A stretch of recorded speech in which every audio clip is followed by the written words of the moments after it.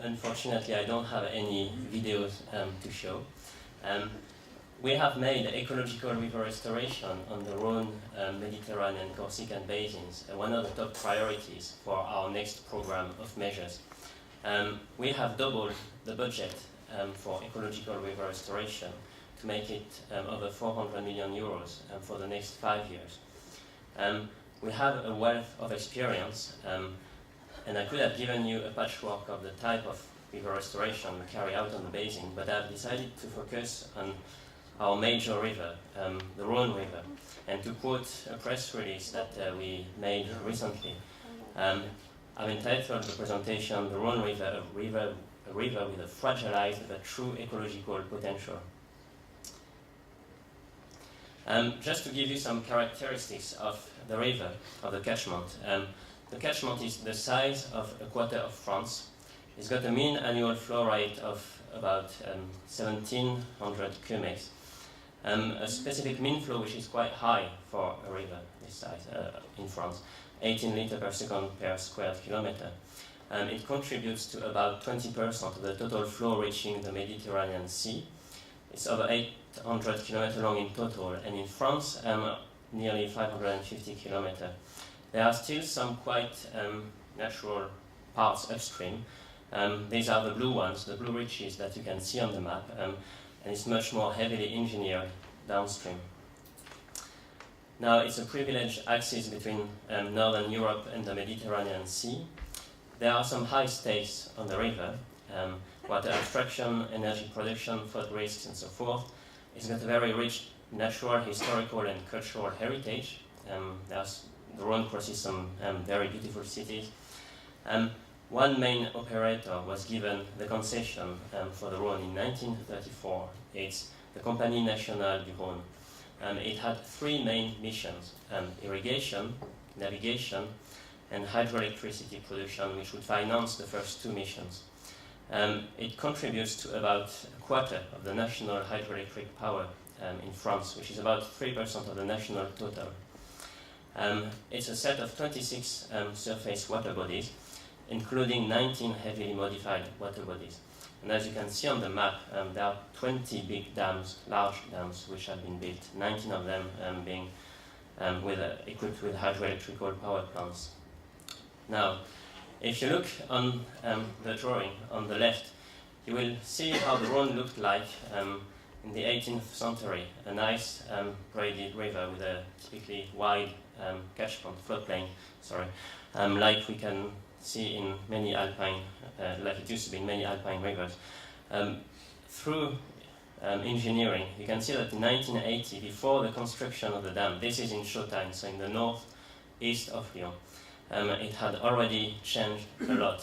And after the dam of Chautagne was built, you can see that it now looks like what most of the Rhone looks like now. That is, if you look at the photograph next to this drawing, you will see a typical setting for the Rhone River, with a main channel being divided into the canal and a bypassed reach with a dam upstream. Now, what can you do in this river? Well, we have an ambitious and integrated plan for the Rhone. It's got 7 main dimensions, and water quality and biodiversity are part of those 7 main dimensions.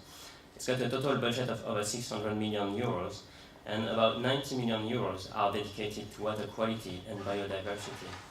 It's got an extended governance with different circles of stakeholder involvement, and it's got very strong links with the scientific community. This is something I want to stress, because this partnership has brought many good things to the projects on the Rhone. So we have the ZABR, which gathers 14 scientific organizations working on the river.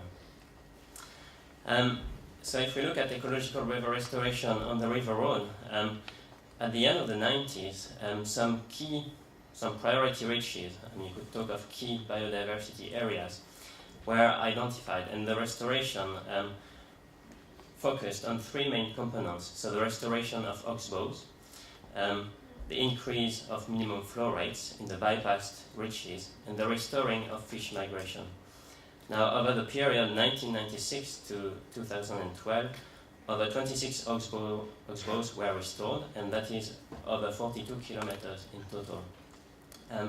But carrying out morphological work on the oxbows would not have been enough to get good ecological response on the oxbows. So we also increased the minimum flow rates in the bypassed reaches, and consequently we increased the flow rates in some oxbows. So on those diagrams you can see that in some cases, for example, we had very low flow in the bypass reaches of the Rhône, typically 10-20 cubics, for example, and these have been increased in south of Lyon, for example, up to 100 cubics, and that actually produced some interesting results to share. We have carried out, thanks to our scientific partnerships, long-term monitoring. If you look on the diagram there, you can see that actually we started monitoring data as early as 1995. And south of Lyon, combining the morphological work and the increase in minimum flow rate, we've actually increased the proportion of fish species prone to quick waters by 70% after restoration. We've also seen some improvement in terms of water quality. One thing I want to stress with this diagram, long-term monitoring is important.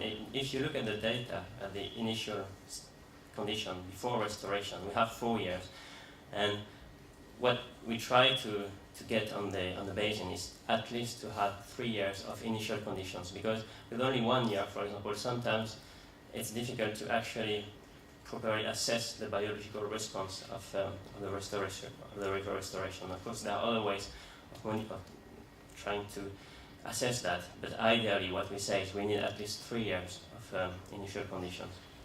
Now, the other part was to restore fish migration, and we had some ambitious plans for that.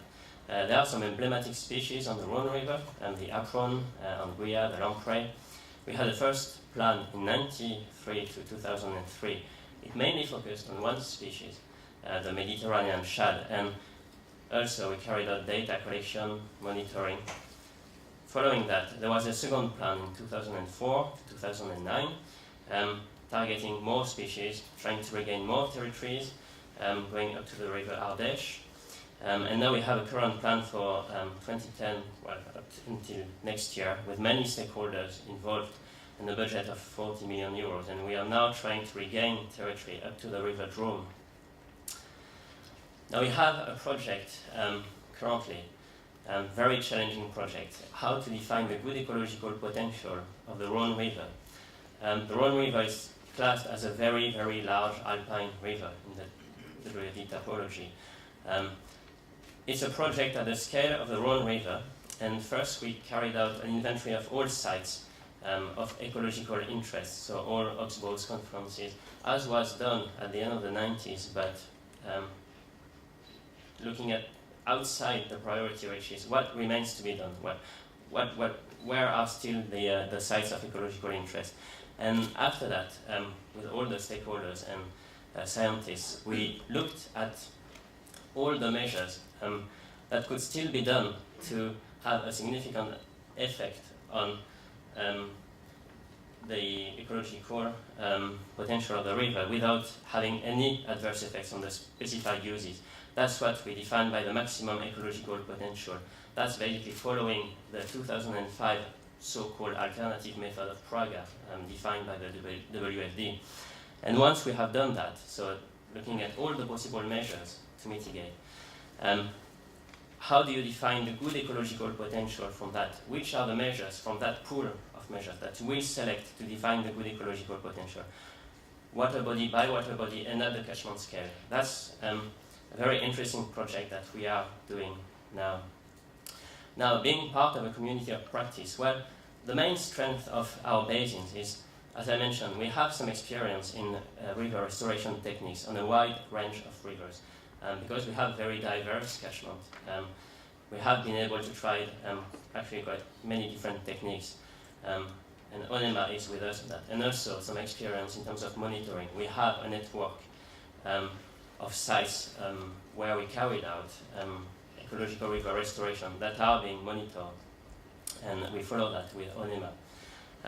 Also, in terms of stakeholder involvement and public consultation and socio-economic studies, land-use planning, we also have some actually interesting experience. If you look at the sketch there, you will see that what Bart was mentioning yesterday morning, it's not enough to arrive with your WFD suitcase, because when you talk to a decision maker, they will have in mind sometimes other things, irrigation, tourism, fishing, and so forth.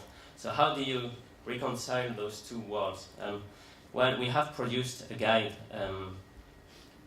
to target that approach, because we agree that we need to actually involve all stakeholders at the beginning of the project, but actually to do that, you require a strategic approach.